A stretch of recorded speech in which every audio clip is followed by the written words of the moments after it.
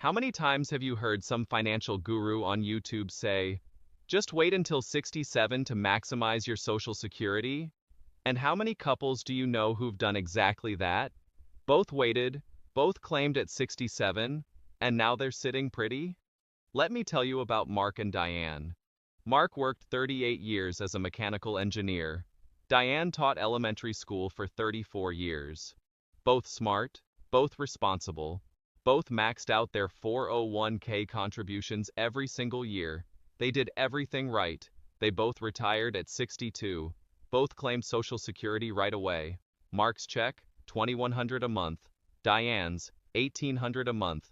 Combined, $3,900 a month. Not bad, right? Here's the problem.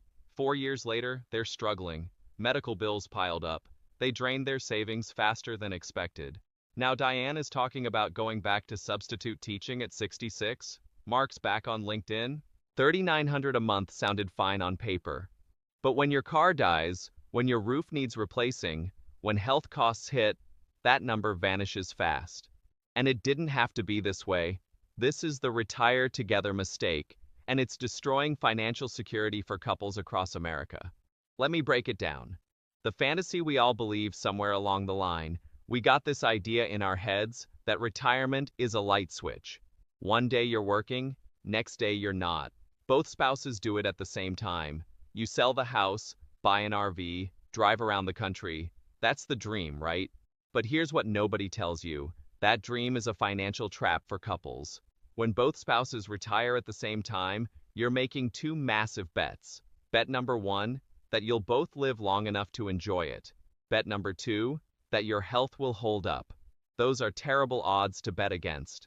The average 62-year-old American couple has a 50% chance that one of them will live to 92. That's great news for longevity, but it means if you both retire at 62, you're potentially looking at 30 years of retirement income. And here's the kicker, you have no idea which one of you will need that money more. Mark and Diane thought they were being smart. Get out early. Enjoy life while you're young. But what they were actually doing was locking in permanently lower benefits for both of them. The hidden cost. No one talks about. When one spouse retires early and the other keeps working, something interesting happens. The working spouse keeps funding the household. The retired spouse starts collecting checks. On paper, everything looks fine, but there's a hidden cost. The working spouse is still paying payroll taxes. They're still adding to their retirement accounts. And the retired spouse? They're locking in a lower benefit for life. Let's say Jim and Susan both earn around $80,000 a year. Jim retires at 62. His Social Security, $2,100 a month. Susan keeps working until 67. Her benefit at 67, $2,600 a month. 4 years of Jim being retired, 4 years of Susan working. What did they gain? 4 years of Jim not working. What did they lose? Over $150,000 in lifetime Social Security benefits. Because Jim locked in early, that's not a trade-off, that's a robbery. The real problem, timing is everything. Here's what couples never calculate. The difference between claiming at 62 and claiming at 67 is roughly 30%. 30% more every single month for the rest of your life. For a lot of people, that's hundreds of thousands of dollars over a retirement that could last 30 years. Now think about this scenario. Susan is 62. Jim is 64. Susan wants to retire. Jim says, let's wait together. Let's do this as a team. Team. That's a nice word. But what they're really saying is, let's both settle for less money so we don't have to feel guilty about one of us having fun. That's not a team. That's a mutual destruction pact. The smart move? The spouse who can afford to wait should wait.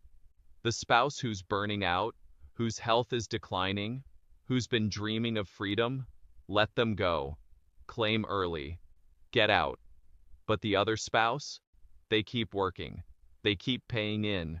They maximize that benefit. You know what that looks like in practice? Let's go back to Jim and Susan. Jim claims at 62, $2,100 a month. Susan keeps working until 67, $2,600 a month. Together, $4,700 a month starting at 62, and it goes up to $5,100 at 67 when Susan claims. Both retired at 62. 2100 plus 2100 equals 4200 a month.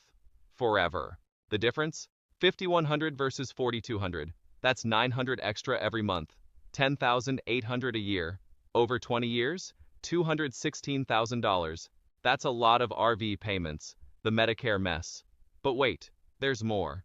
If one spouse retires early, they need health insurance. If they're under 65, they're not on Medicare. That means they're buying private insurance through the Affordable Care Act, or they're going without. Private insurance for a 62-year-old couple runs about $1,800 a month if you're not getting subsidies. If you are getting subsidies, your income is artificially low because one spouse isn't working, which means you're living on less money and getting a smaller Social Security check because you claimed early. It's a quadruple whammy. Lower check, lower income, higher insurance costs, and no help from your spouse because they're already retired and can't earn more without messing up your subsidy. Now flip it. Both keep working until 65. Both get Medicare at 65. Both claim at 67. Your health insurance cost drops from $1,800 a month to essentially zero. Your Social Security checks are maximized. Your combined income is higher. The math isn't close. Let me give you a framework. This is what smart couples do. First, have the higher earner wait as long as possible. We're talking 67, maybe 70 if health and money allow. That person's benefit is the foundation of your retirement. Protect it. Second, let the lower earner retire when they're ready. If they're burning out at 62, let them go. 2,100 a month beats a nervous breakdown. Third, calculate the gap years. When one spouse retires early and the other is still working, you need to know exactly how much income is coming in and going out. Don't guess. Run the numbers. Fourth, factor in healthcare. If one spouse retires at 62, figure out the insurance cost for 6 years before Medicare kicks in. That's $60,000 or more in premiums. Factor that into your retirement budget, or the early retirement might not be worth it. Fifth, plan for the worst case. What if the working spouse gets sick and has to retire earlier than planned? What if the retired spouse passes away? Run the numbers assuming bad luck, because bad luck happens. The bottom line, retirement isn't a team sport in the way you think. It's not about doing everything together. It's about playing the odds. And the odds say one of you will live a long time, probably the one who doesn't want to. So here's my advice. If one spouse is dying to get out of the workforce and the other is fine staying, let the eager one go. But the other one, they stay, they wait, they maximize. Because the worst thing you can do for your marriage is retire together, claim early together, and spend the next 20 years together being broke. Like and subscribe. I'll see you in the next one.